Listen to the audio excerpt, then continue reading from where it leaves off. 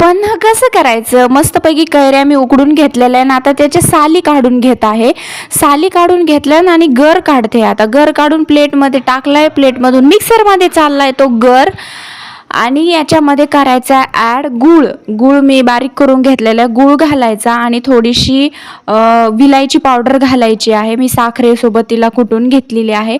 थोडंसं पाणी ॲड करायचं आणि मिक्सरमधून काढून घ्यायचं या गरला.